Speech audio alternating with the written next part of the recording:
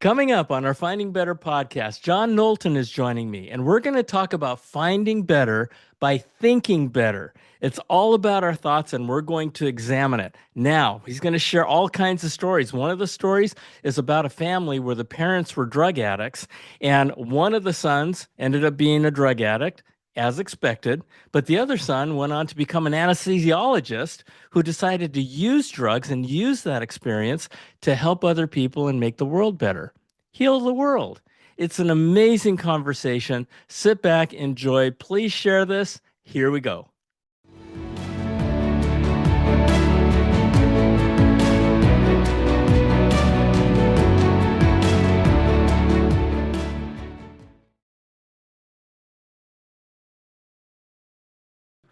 Hello, hello, hello, and welcome back to our Finding Better podcast. My name is John Suzuki, and I am your host. And this is where we share real life experiences because sometimes the best path to success is to follow the footsteps of others who've already been there. And so it's all about wisdom, it's all about experience. And today we have John Knowlton with us. John is my guest, and we're going to talk about better thinking. All right. The whole idea is the value of better thinking for better living. And this is a Finding Better podcast. And so we're going to have a great conversation. John, welcome to Finding Better. Thank you for joining me. Thank you so much, John. I love finding better. My motto is thinking better every day, There and you go. that should lead to better outcomes. There you go. So let me just share a little bit about you as we get this kicked off. So, John believes, as do I, that our results or our outcomes in life are a result of our behavior. And all of our behavior is rooted in our thinking. You guys have heard the term stinking thinking. We're going to talk about this. And this applies to everything, including relationships and problem solving and influence and productivity at work and our beliefs. One of the things that we're going to talk about is John's experience as a jail chaplain. Okay. And during that experience, he saw a lot of people whose thinking led them down the wrong path. And he's a experienced and very, very successful businessman. And he discovered the power of thinking about others for, sorry about that. I screwed that up. He discovered the power of thinking in thinking about others first and seeking to create great value. And some of you guys have heard me say, um, one of the secrets to life is to give more, right?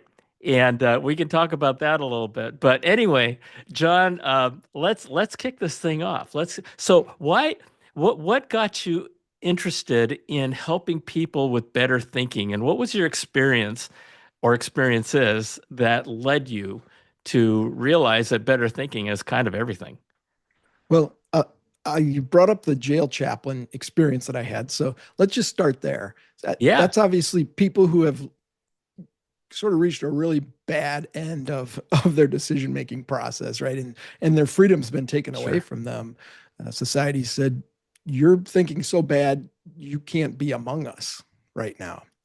And so Ooh, this was in the early 90s, and it was in Chicago. And this was when the gang wars were really hot and right. intense. It was the Latin Kings versus the gangster disciples. And so there was turf wars over drug sales and all kinds of wild, really extreme behavior.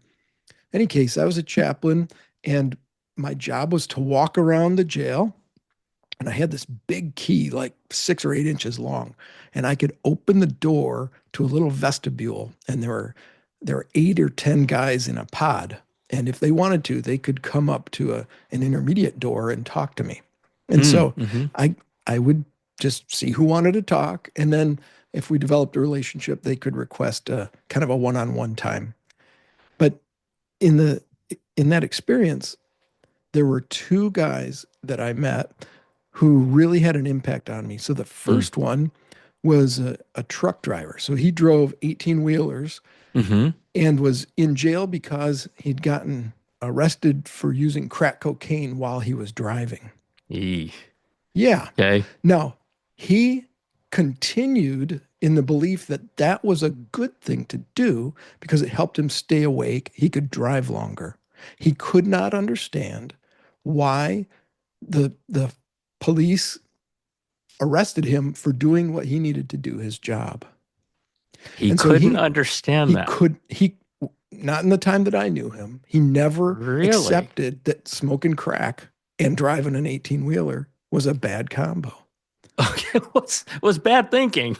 That's bad thinking because he Yeah. wasn't thinking about the potential impact on others. Right. The second guy was even more interesting because he was a trustee in a jail setting. There are a few trusted prisoners or trusted inmates who are Hmm. allowed out of their pod in order to do maintenance or clean up, custodial type work or Okay. whatever jobs the deputies needed done. And so he was a trustee and he had this really good personality and smiling and seemed happy and all this. So I engaged him in conversation and, hey man, what are you doing in here? Why are you here? It seemed to me that he had at least some of the superficial soft skills that could have allowed him to be pretty successful. Hmm. And he shared a realization that he'd had, which was that when he wasn't in jail out in the world, he noticed that everybody had a job and he wanted to be different. So he didn't have a job, but he needed money. So, he'd sell some drugs or whatever. But in jail, nobody has a job. And so he wanted to have a job to be different. And so he, used his In skills. jail. Yes.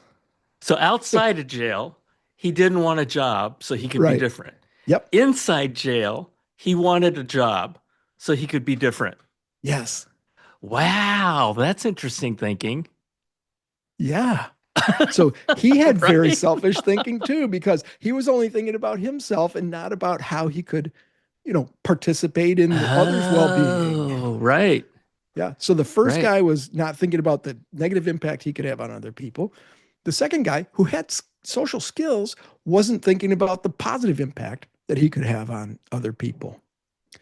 But I met a third guy from Chicago as well. He was not in the jail. I met him riding bikes. He grew up in a rotten household. Mm. All the bad stuff that can happen to kids happened to him. And his siblings, his parents, his dad disappeared, his mom died. He was raised by siblings who were addicted to alcohol and other substances.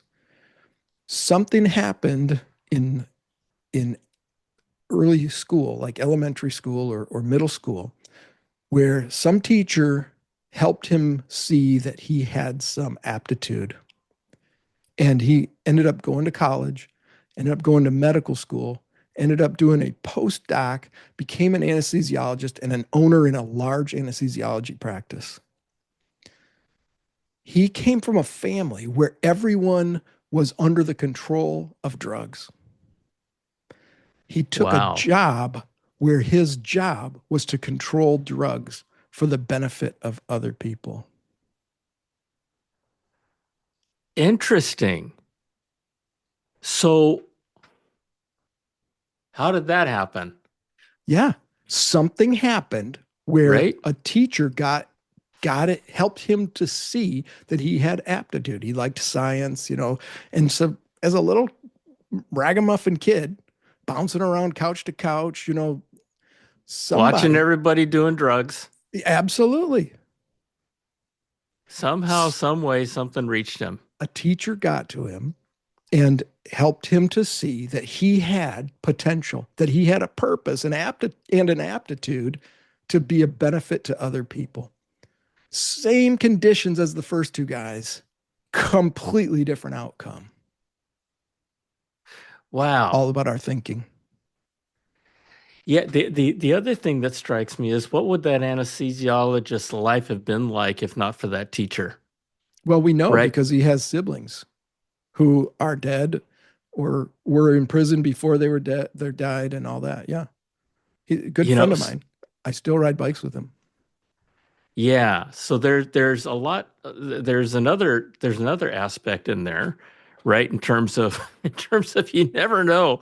I mean, I don't know if that teacher knew that that was going to happen to that young man, or maybe as so often happens, it's something happens that we don't even know. I mean, I've had people come up to me, and I'm sure you have too, John, where people and everyone, if you listening out there, have had someone come up to you and say, "Hey, you know what? I just wanted to thank you because you said something a long time ago that stuck."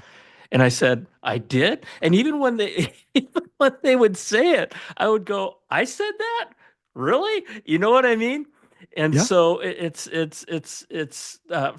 amazing that that young person at the time took the same stuff that was going on and did something different because of their thinking. Um, and it's also amazing how much of a difference people can make in the lives of other people Oh, just it's by incredible. being kind. Yeah. Yeah.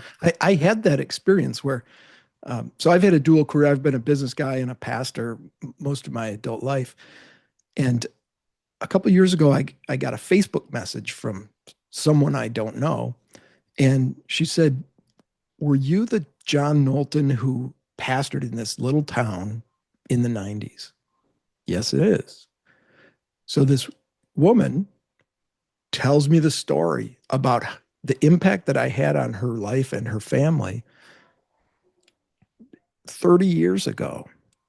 And I wouldn't have remembered No this. clue. No way at Wow. all. No. Yeah. Once she reminded me, then oh yes, I remember that family. She described specific days my wife and I took them to a park and, things like this. I, I couldn't remember that at all. But Yeah. somehow that, to your point, that kindness, that value creation, when we add value to other people, it has this amazing ability to blossom in their lives and then to redound back to us. Jesus of Nazareth said, "Give and it shall be given to you." So Right. the value creation Right. cycle starts with giving. Now, Right. people who are selfish, who think wrong about that, they think about getting, they miss out. They tend to live these shrunken lives, shriveled lives. But when we can start with taking the opportunity to give either a kind word, whatever the giving looks like, an appropriate gift, that's when this value creation cycle starts, and it's amazing. It is amazing. You know, I have a karate sensei. He's an 8th degree black belt, and we just celebrated our How, 50th how many anniversary of our degrees are dojo. there, John? Um, generally 10. Oh, wow. I Generally had no 10. idea.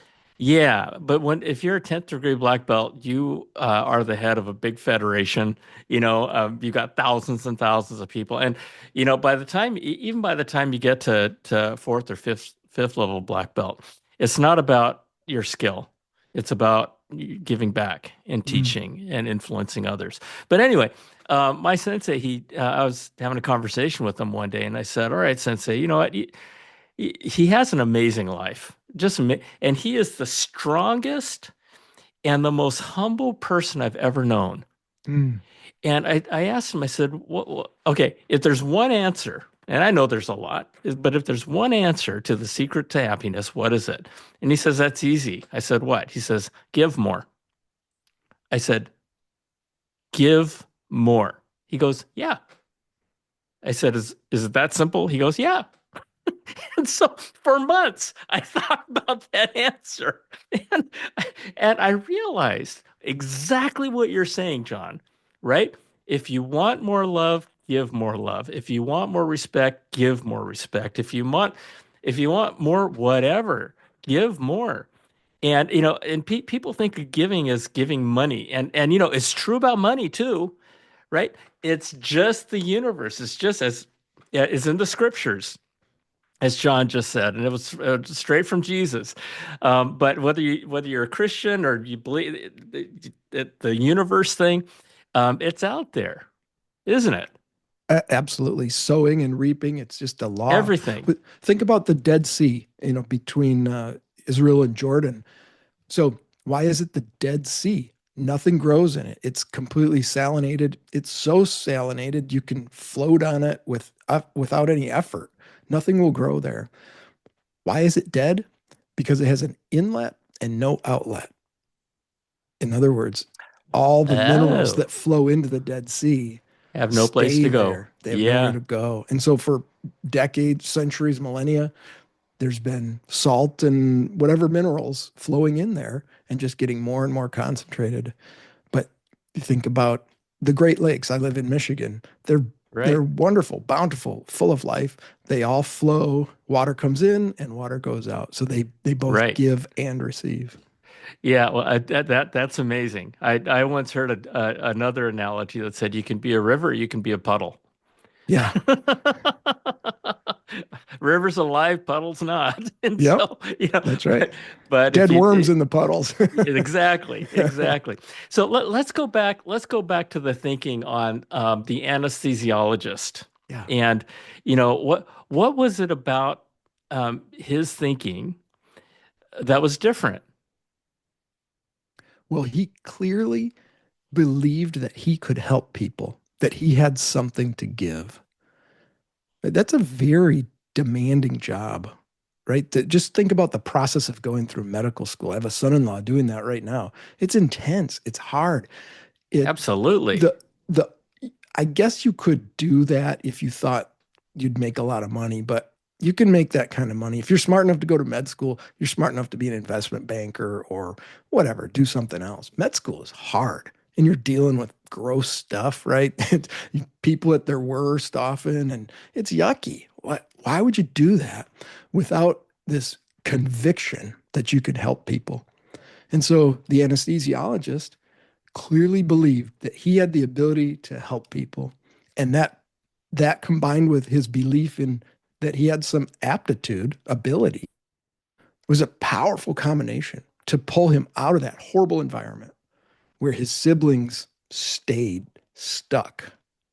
It pulled him out of that environment, gave him the drive to do the hard work, medical school, residency, postdoc, get involved in the partnership of a big firm, and help people for decades. And you said something at the beginning of that. You said that he thought that he had something to give. Yeah. A lot of people go into med school. They go to med school because they want to be doctors. They want to make a lot of money. They want to, a lot of them want to serve others. Of course, we've all heard the story about how the bureaucracy and all the administrative stuff ruins it for people.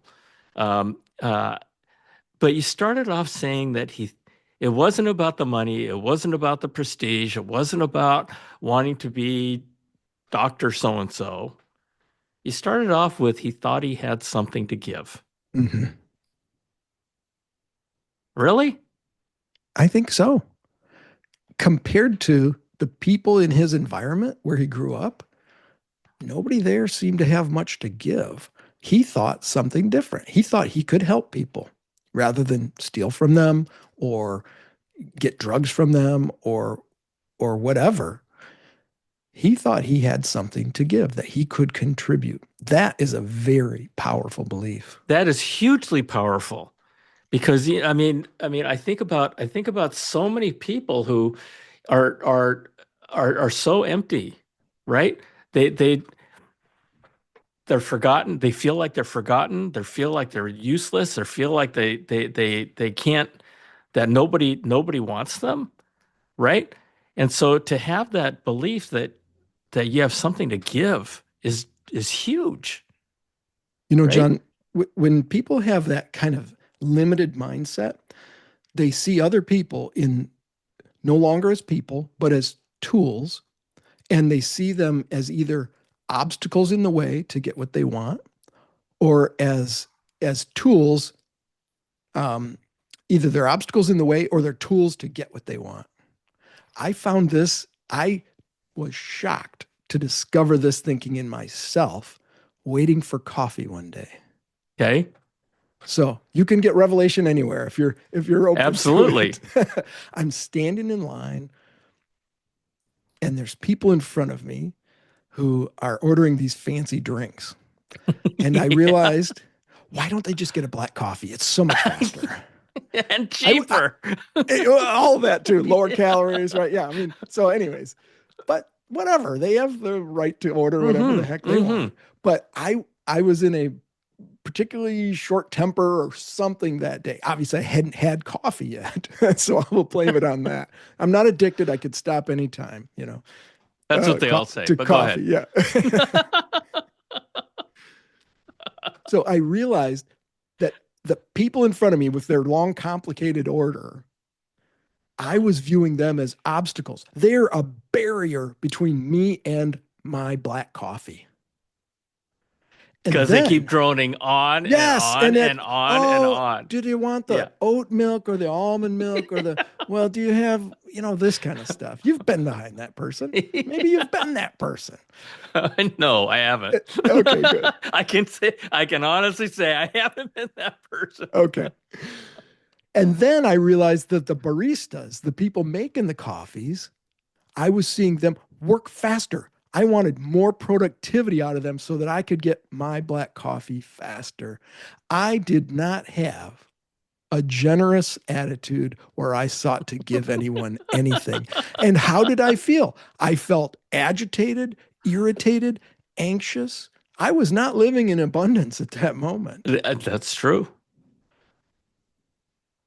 That's dangerous. But if we can live with a belief that we have something to give rather than that we're trying to get something, then we can interact with people, as people who have a sacred calling, who have needs, who have interests and values and all that kind of stuff. And then we can relate to people in a much more healthy way. That is so true. Quick story about something experience my son went through. He was on his way back to Seattle, and he had a layover in Los Angeles, and and crazy. But this happened a number of years ago. All of the airline's computer systems went down, all of them, and everybody. You can imagine the customer service table, right? Yeah. And so he calls me up and he says, "Dad," he says, "my flight got canceled and the computer systems went down, and I got to be at my office." He was working for Amazon at the time. He says, "I got to be at the office at 8 o'clock tomorrow morning for a meeting." He says, "What do I do?" I said, "Well, you have your choice. You have one or two choices." I said, "Number one, you can go rent a car and start driving.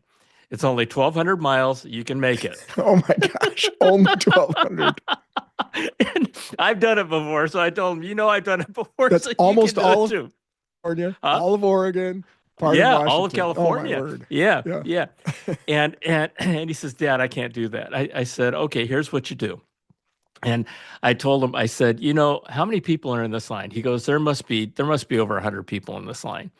I said, "Okay, one thing I can promise you, Mike, is that the people who are having a worse day than you are the people on the other side of that counter." Yes.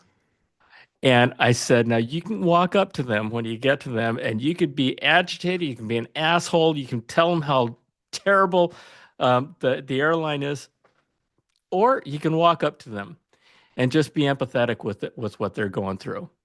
And you could say, 'Hey, listen, I don't want to be a problem to you. And I look at all these people that you got to deal with, and I don't want to be one of them.'" and, and I told him, I said, "And just be nice.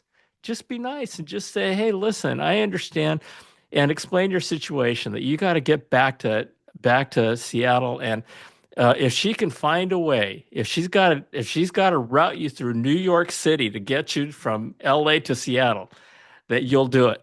You'll do whatever." So he says, "Okay, Dad, I'll see what happens." And so about 30 minutes later, he calls me back. I said, "What happened?" He says, "I'm getting back to Seattle on time." I Wow. said, "What happened?"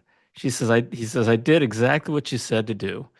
And the lady, instead of blowing me off, and he said the guy before him that was with that lady, he was a jerk. He was an out, and she just said, "Sorry, can't do anything. Sorry, nothing I could do. Computers are Yeah. down. Nothing I could do."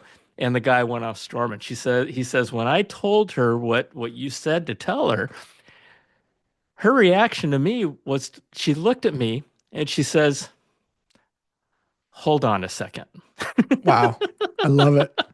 And anyway, she got him back to Seattle from LA to Dallas to Minneapolis to Seattle. Okay. But she got him back. Yeah. And it was just, being kind, you know? Wow. And if she didn't help him, you know what, Mike, you would have you just made her a little bit more at ease, right? Knowing that Yeah. there are still cool people out there. But she took care of him. And it's just amazing what a little kindness could do. That's awesome. I love that story. So his thinking was at a higher level It than the guy in was. front of him, right? Absolutely. And he was considering the person and not he was considering the other person, not just himself. Now he had needs. Good point. He had to get Yep. to, but he started with her. He truly did. That's a really nice way to summarize that. He started with her. And he made her life a little bit better, right? He could have been one of the hundreds of people that just made her day Yuck. icky. Yeah. Yeah, yeah. All right. So I want to talk with you. I want you to talk about your experience in having adopted some siblings. This is a while ago. I guess it was about 16 years ago. Yeah. And that wasn't an easy experience, right? First of all, adopting folks, and then navigating through all that. Um, Tell us about that experience. Why did you first of all why did you decide to adopt, and what did you learn from that experience? Yeah. Well, thank you, John. So first of all, I think it's important to start with if you are in a position to be adopted, that means stuff really went wrong in your life. Really went south on you. Yep. Yeah, Your parents they're gone, they're incapable, they have their own issues, whatever it is, it's really bad in your right. life. Something's gone really bad. And so most adopted kids have some kind of, what they nowadays are calling trauma history. They've simply being separated from your biological parents is Right. traumatic, right? And then there's often all kinds of Oh, aggravating circumstances. Could be domestic violence, substance abuse, um, all kinds of trauma. Right? There's just lots of bad things that can happen to kids. So you asked why did we choose to adopt, and we already had two kids, and our youngest was getting ready to go to kindergarten. And so my wife was thinking about what next? What should I do this fall? And she was meditating about it, praying about it, and she kept a prayer journal at the time. And as she was praying, she felt like God was talking to her and saying that we should adopt children. And she wrote it down in her journal with three big question marks, but didn't speak to me about it. Instead, she hmm. said, God, if this is your idea, you talk to John. 3 weeks later, yeah, I'm not gonna talk to John about this. You talk to John about this. hey, that's what she Nice, did. nice. Hey, folks, remember that. Remember that technique. 3 weeks Okay. later was Father's Day, and our pastor was talking about fatherhood and honoring the dads in the house. And he made a values type statement.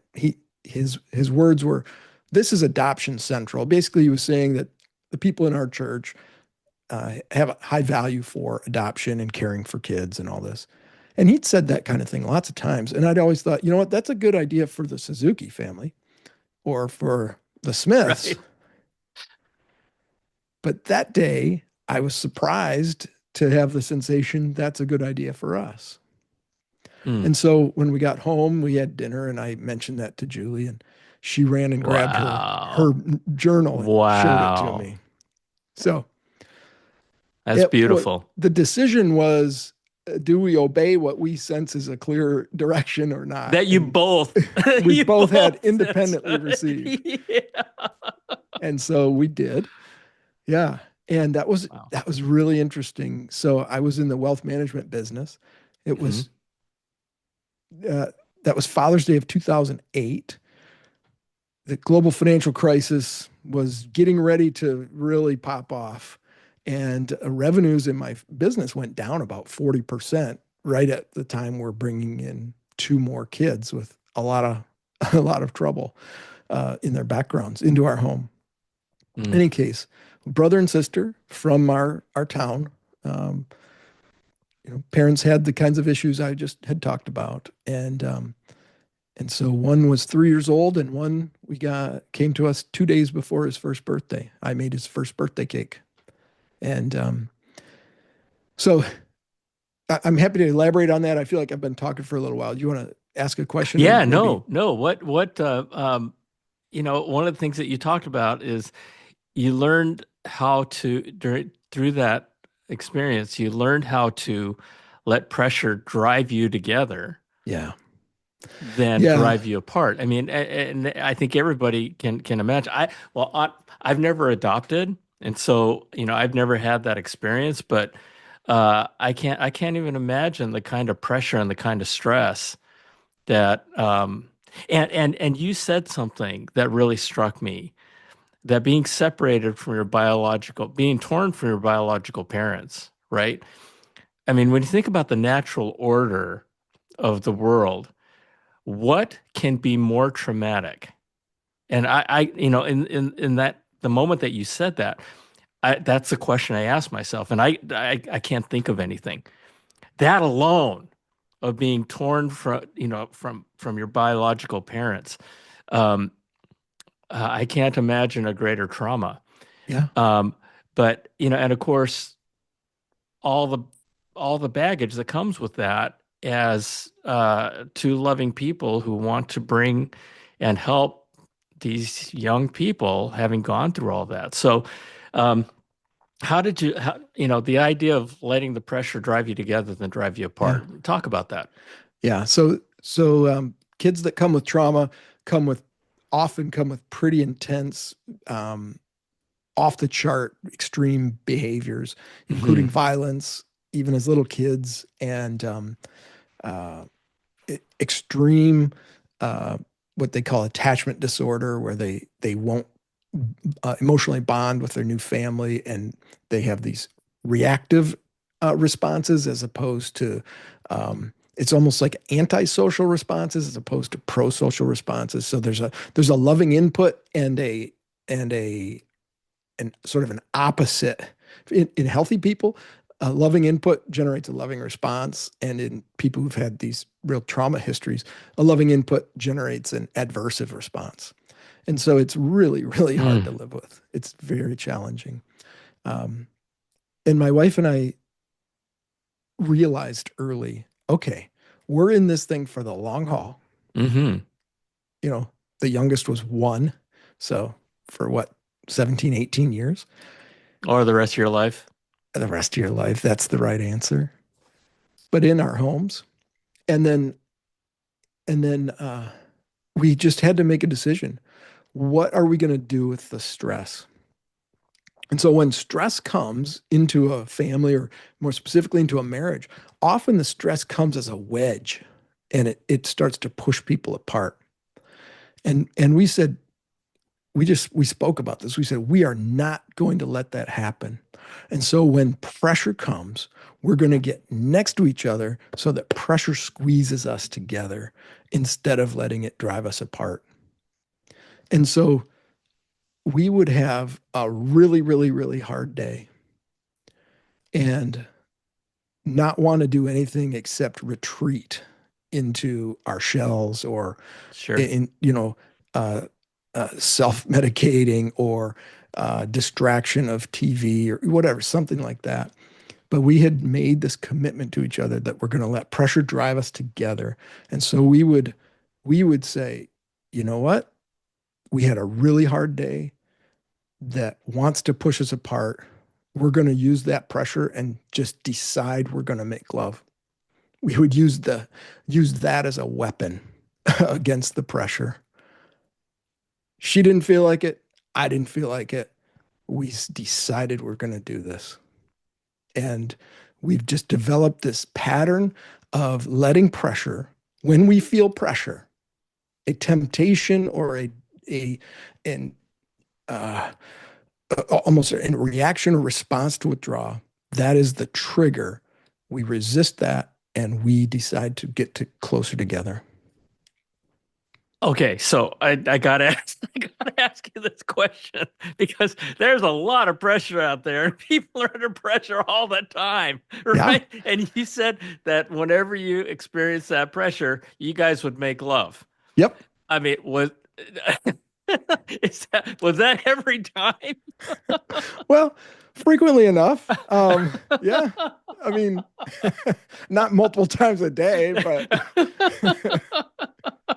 but if you're Okay. married, that's a really, really good response to It's pressure. beautiful. It's beautiful. But you know, at the same time, if you're married and you're human and, you're under a lot of stress and you know, for me, people different people react to stress differently, right? I mean, Yeah. there are times when I'm under stress and to leave me the hell alone. I mean, Yes. get away, right? Yep. And that's the wedge you're talking about, right? Yes. Yep.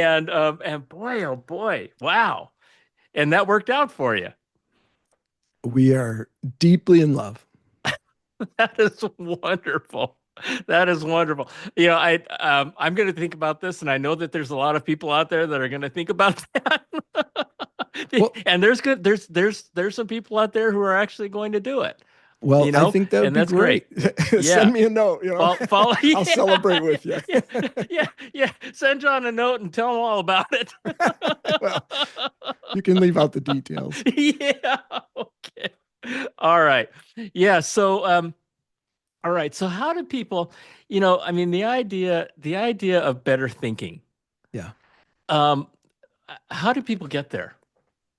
How do people get there? Because, you know, I mean, you consciously have to, I have found in my life that if I'm not aware of what I'm thinking, um, things can go bad pretty quick. yeah, And so, you know, do you have like a simple formula or a simple couple of things people can do to get themselves into to build that muscle sure. of better thinking? Because if you can build that muscle, it eventually becomes a mindset, right? So how do people do that? Well, I have, I think, three responses. So I'll try to Okay. I'll try to keep this on the tracks. The first is you might have noticed when I talked about the coffee shop, I said I noticed myself thinking. Mm-hmm. And so humans, as far as we know, are the only creatures that have the ability to think about what we think about. We can observe, Ah, like my dog, you know, he smells food, he wants to eat. That's about as far as it goes. right, But right. we have the ability to be reflective. We can think about the future, we can think about the past, and we can observe what we're thinking about. And so that would be the first thing is I would say to cultivate an observational mindset about your own thoughts. Okay. Second is you asked how, and that's the third step in change management, actually. So I get this from philosopher Dallas Willard, whose sort of theory of change is an acronym of VIM: vision, intention, and means. So I was recently at a conference with a guy and saw a guy who I hadn't seen in 6 months, and many of us hadn't seen each other in 6 months. It's a every 6 months we all get together, and he'd lost a bunch of weight since the fall, and everybody was asking him, "How'd you do it? How did you Mm-hmm. lose the weight?" And so that's the last step. How is the last step? The first is vision. We need to have a compelling vision of a different future. So if my life is constrained in some way, I'm living in jail. That's a really bad one, right? But whatever it is, if my life is constrained in some way, or I'm living a life lesser than what I want, I don't Mm-hmm. have the joy, I don't have the abundance, I don't have whatever it is that you sense is constrained. Can you generate a vision for the future that is different? Then the intention to change. So we can give you all the techniques, but if you don't have a clear vision of where you're going and a true intention, a desire not only for the end state, but for the process of getting there. So Mm-hmm. that's the intention to change. Then we can get into how. And so there's lots of ways. I've created a resource that's a book called Thinking for Success: 52 stories that upgrade your thinking to boost productivity, problem solving, and relationships. And it's got 52 because it's designed to be used in like weekly staff meetings or small group meetings or something like this. So you could use one a week. There's a quick little story and then sort of an application. And so that's a tool that people could use if they want to, is that book. So those, I give you three parts to that question. Three Okay. part answer. That was good. That was good. So, you started with vision. And, one of the things that I found is that there are so many people that don't have a vision for their life, Yeah. right? They're living their life, they're surviving, and a lot of people tell me, John, I don't have that luxury. Mm. I don't have that luxury of creating that vision. And of course, that triggers me to sit down and have a real long talk with them.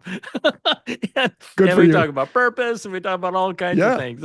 And eventually, I mean, the idea is is folks, you know, you've heard the whole thing about if you can dream it, you can make it happen, right? I mean, Yeah. there's nothing you can't do.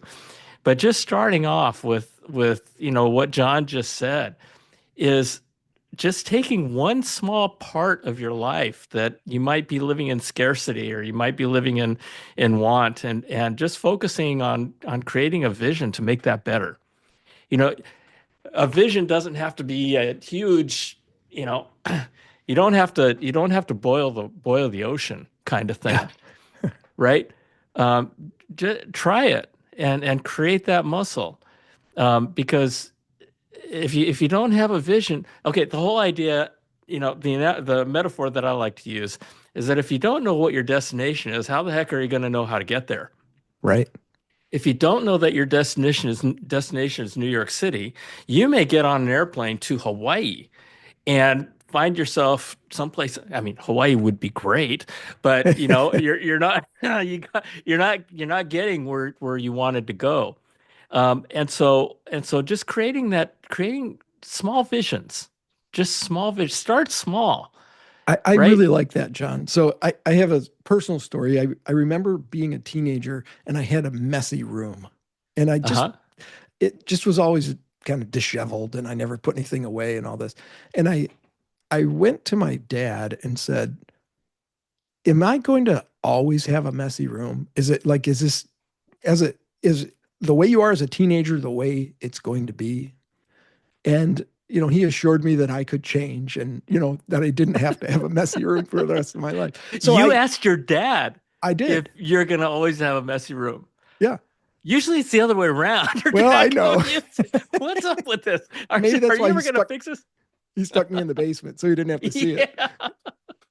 But so that's a small thing. If your bedroom isn't tidy, or I know people pick on Jordan Peterson for telling young men to make their bed, but you know what? Having an ordered life might start with that. Pull the sheets up and put the pillow on the top, I'll tell you. I saw a talk of a retired admiral, and he was under his charge when he was with the Navy was the Navy SEALs, and also different boot camps and all that kind of stuff. And he talked about the value of making your bed in the morning. And he talked about how in camp, the guys would make their bed, and their bed, there was no such thing as perfect. You could bounce a bowling ball off of the sheets, and they would the drill sergeants would pull it all off and say, "Do it again," right? And so he said something that was really interesting. He says, "You know why we do that?" He says, "Even if it's perfect," he says, "because there's no such thing as perfect." And and what we wanted to instill in our men was to start your day off doing something right. Yeah. Start your day doing something to a level of perfection that you're never going to hit perfect, but you're always going to try to be perfect, and start your day with that. And that struck me so much that I started doing it. Mm, And my wife was like, "What are you doing? Making the bed, right?" And so I said, "I want to start my day doing the first thing right and yeah. setting the pace." And so, and I learned from that, and that was like 2 years ago. And to this day, I make my bed every Hmm. morning. And the really cool thing about it is that at the end of the day, I go home or I go into the bedroom and I'm able to sleep in a perfectly made bed. And it's Yeah, it's pretty nice. cool, right? But that was really interesting, and it's interesting that you brought that up as an example. But Well, even a rear admiral had talked about that. uh, it's really true. It starts with the small things, and then you can build Yeah, upon that. So yeah, there's a guy named Hiram Smith. Does that name ring a bell for you, sure, John? Yeah. absolutely, So absolutely, he's helped start the Franklin Covey right. Corporation. One of his models was called the productivity triquation. And so goes like this. It's um, event control. Well, he used these funny words for it, but basically it's like this. If I make the bed in the morning, then I feel like a person who can do something right or do something very There you well. go. Hmm. Then because I feel better, I'm more likely to do the next right thing. If I don't make my bed in the morning and then I see that messy bed, I feel like someone who doesn't get things done. Right, And then I'm right, less likely to take the right. next right step in order to advance my life. Very simple example, but when we do the right thing that we've told ourselves we're going to do, then we start to believe that we're people who get things done. And that is a muscle, folks. Right. That is a muscle. I always use the metaphor of building that muscle, right? Because there's a lot of times when we suggest based on our own experiences, things that you can do to live a better life, right? And a lot of it is muscle building. You got to do the work, folks. Okay, write that down. John and I can sit here and we could talk about all these different kinds of things, some that are easy, some that are hard, some that just require you to stand up. But if you don't do the work, it's not going to happen. And so, but you could start small and build up that muscle, right? The other thing I wanted to talk about, John, was your comment about intention, Mm, and having that intention because, you can have a vision, but you have to have you have to have attention or intention. And I just kind of screwed up because what I was going to say is that intention drives attention. sure. And when you create that intention and you commit to it, guess where your attention goes, Sure. right? Yeah. And so the idea of creating that vision and building that intention, building that conviction, building that, being committed to that vacation or being committed to that destination, being committed to um, building up savings of $10,000. I don't know, whatever it is. I mean, you are the wealth manager, and so that's why I brought up that example. But um, but yeah, talk about intention for a second. Intention, another way to talk about an intention is commitment. And so I can intend to get something done. And then the sort of the next version of that is I'm committed to it. So that would mean I'm directing my attention toward the steps needed to meet the goal or what have you. And there's something about commitment that is attractive. Commitment attracts people, it attracts resources, it attracts favor.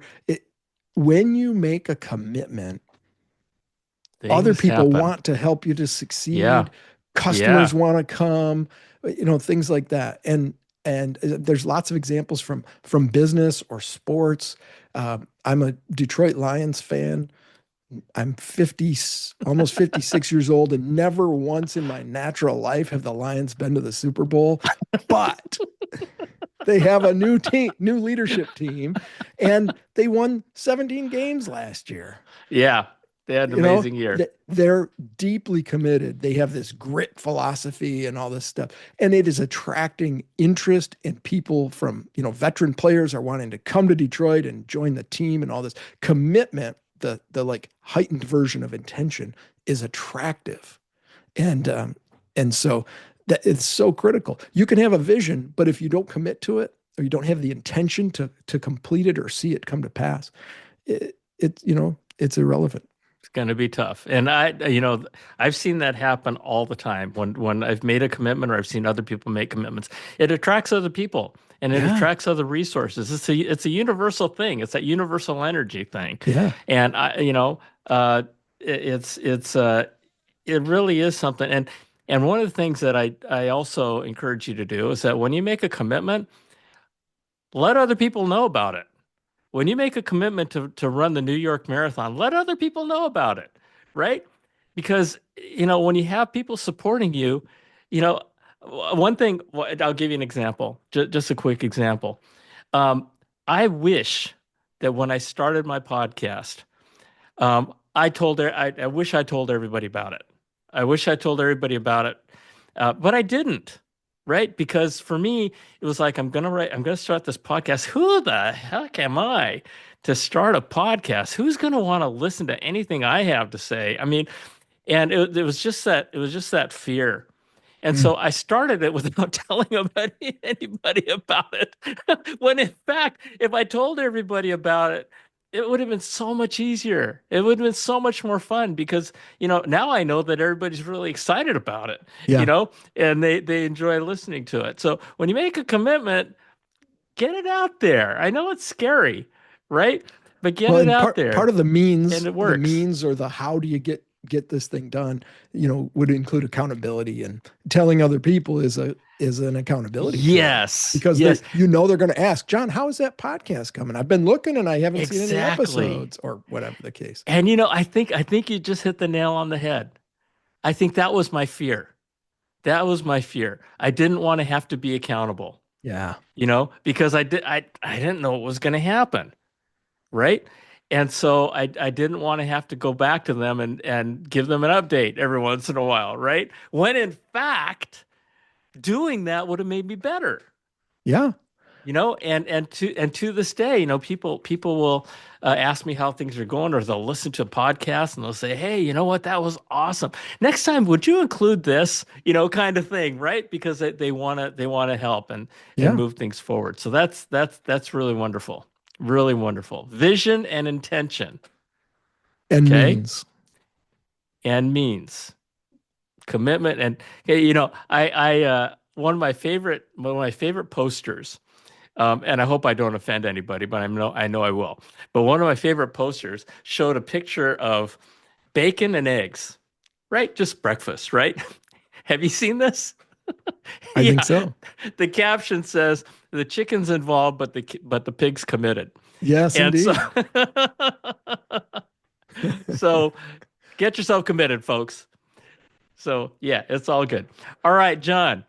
Anything else? What are last words that you want to leave with folks? Well, I love the way that we've been talking about the thinking and how our thinking can drive all these outcomes from anesthesiologist to prison. And I just want to reiterate that we have the ability to think about what we think about, and we also have the ability to stop thinking about things. I know that we get Ooh. intrusive thoughts. I Ooh. believe it was St. Francis who said, "I can't stop the bird from landing on my shoulder, but I can shoo it away." And so Paul of Tarsus said, if there's anything good, lovely, wonderful, true, think on these things. And so when we notice those thoughts that are limiting, like John Suzuki saying, who am I? Who would listen to me? You could say, you know what, that is a thought that's going to limit me. And so I'm Absolutely. going to replace that with some different thought that's true and honorable and pulls me towards my vision of what the future could be like. And so I just encourage you to have a phrase or two that you can think on that's positive about you and your future when those intrusive thoughts that are not positive show up.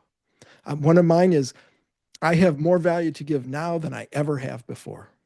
I'm older. Yeah, I probably can't carry bricks as far as I could when I was 20, but I have more value to give.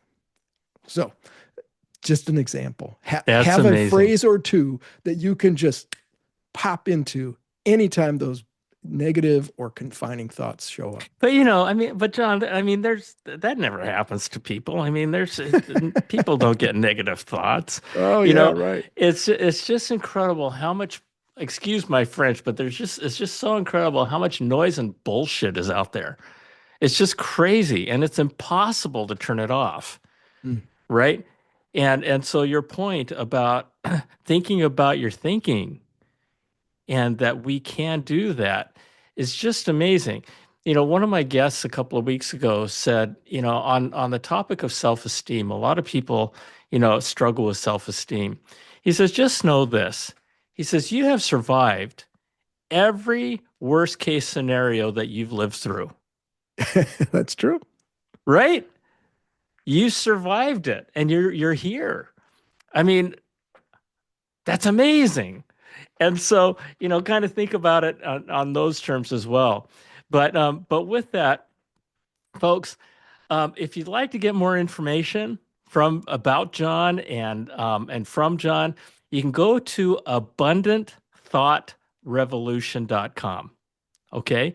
Again, that's abundantthoughtrevolution.com. And his book isn't out yet, but his book will be out later this year. And what's the book going to be called, John? It's called Thinking for Success. Thinking for Success. And so that'll be out later this year. But again, if you want to get more information today, go to abundantthoughtrevolution.com. So with that, John, thank you for joining me.